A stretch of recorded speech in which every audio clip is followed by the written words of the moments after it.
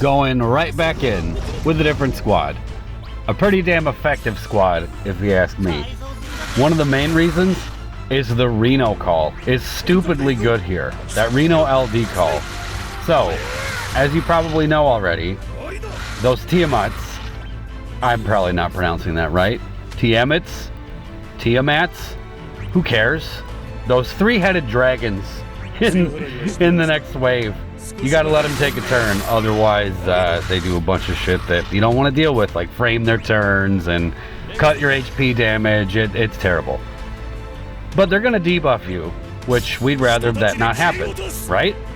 So yeah, we could cleanse it, we could just heal up afterwards, we could do all that, or we could just ignore it with the Reno LD call. That's right.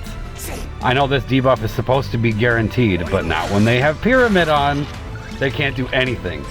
So the game plan is, we'll rush through these Mistodons, we'll get to the next wave, throw up that Reno call, they'll swing, they'll whiff, and then we can just blow them up. It's really that simple.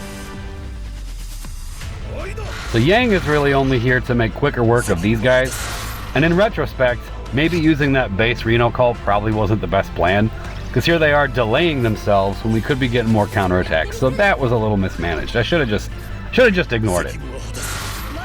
But it doesn't matter. I'm nitpicking, as I always do. Because I mean, I'm nitpicking about 5 turns to get through these guys. So yeah, I'm gonna shut my mouth about that. Not really that big of a deal. Done. Okay.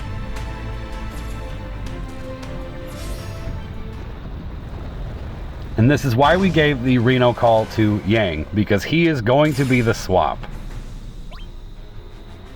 Meaning, he's done his job already. So we'll get this up. And X-Death. Oh, your defenses. Look at all that Brave you have. What Brave? He doesn't care. He eats those. Another great thing about X-Death, I forgot to mention this last time, but his burst effect bypasses their HP shields towards the end of the fight. Like, you'll see it. Terra and Core are just trying to hack away at that shield and get rid of it, while X-Death is still doing actual damage, simply by just standing there. Alright. So we're about ready. We just gotta let them swing, and then we can go in. It's that simple. The timing is a little odd, simply because this means that Terra will not be able to go into her burst at, I was about to say full stacks, but she won't be able to go in for the full duration of Core's Link buff, because she has to take a turn now. Okay, perfect. Would have preferred if she jumped in front of X-Death, but that's fine. As long as she jumps in front of them, we're good. Alright, do your worst. You get one shot. Let's go. Nothing.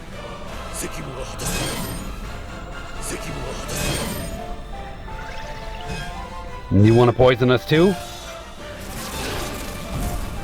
Nothing. Okay. And the fight is basically over. It's that simple. They had one shot and they blew it. Let's not forget this. Get your debuff on at full stacks. Normally I would not give the Kurosame call to Terra, but mainly because normally I give it to somebody like Core just to keep the elemental enchant on, but we already have the Ignis enchant. We're already hitting fire, we're good.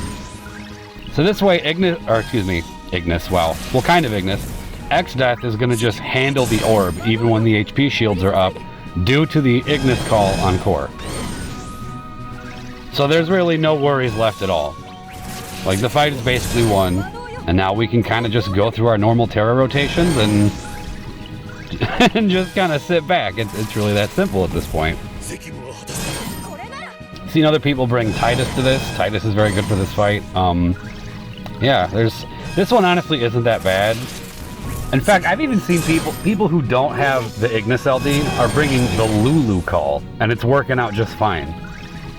And it's not like getting the Lulu call would even be difficult. I mean, you could just weapon token that and get going with it. So Yeah, there's not a whole lot of like fire damage options, but it's not something that's so rare that you have to pull on this banner in order to get this fight done. I mean, you can Lulu call this and be okay as long as you're bringing enough damage, which this team definitely does. So not to worry. So in the vein of closing out the Lufenia era, last time I spoke about what are your favorite memories, your favorite team comps, your favorite this and that. Let's take it in another direction. What did you not like about the Lufenia era? What were some things that you were just pulling your hair out over, whether it be stages, or bad pulls, or battle mechanics, or characters you were disappointed in? Like, I don't want to just bring it down and be super negative, but it's probably too late for that, given what I just said, but I'm just, I'm curious. I'm just curious where people struggled. In fact, I'll start.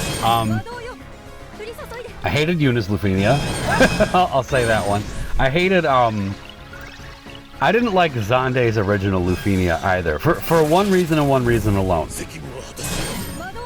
Xande's Lufenia, the event, not the last chapter, the event, was the last stage for Cloud's synergy cycle, back when Cloud first got his LD and burst, which is great. What was one of Cloud's biggest upgrades? Well, that delay gave him, oh my god, I'm jumbling over my words. That LD gave Cloud 2-turn delay for multiple targets, which was great. The Xande dogs, back then, had this red aura that they would glow. I forget what the threshold was. I think it was threshold based, where they would just become completely immune to turn delay. So let me get this straight. You're finally going to give us the Final Fantasy poster boy LD and burst. You're going to give him turn delay, and then in his same cycle, you're going to make them immune to turn delay? What is that? That was bogus. I wasn't a fan of that. I'm trying to think, okay, for letdowns for characters, I'm not even saying this character is bad, but I'm going to say for me, the character that I think was hyped up the most, that I ended up using the least, given the amount of hype, like using that metric, I'm going to say Rude. Like, I used him a handful of times, but I just did not find him nearly as valuable as he was made out to be. And that's just my opinion. You know, we all have different ways of building teams and different things that we value, I guess, but I expected more from Rude, given how much people were talking about him. Like, honestly, I know their kits don't even function the same, but people keep using them in the same sentence just because they're both Turks. But I remember when people were like, hey, should I go for Reno? And people were like, no, get Rude instead. Which is weird because they don't even... The only thing that they had in common is the fact that they're both Turks. Their kits were completely different. But they were still being, I don't know, weighed against one another for some reason. I didn't get that. And personally, I had the opposite opinion. I've enjoyed Reno's kit a lot more than I've liked Rude's. Like, hands down. I've liked Reno way more than Rude as far as his kit goes. So yeah, I didn't really get that, but to each their own, I guess.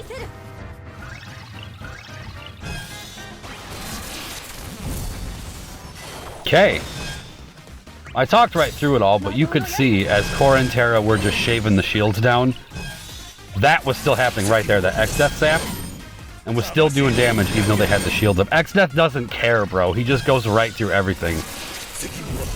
That's another thing. People are like, X-Death is bad timing. What do you mean? When are mechanics like his bad timing? He's one of the most unique characters in this whole game. Bad timing?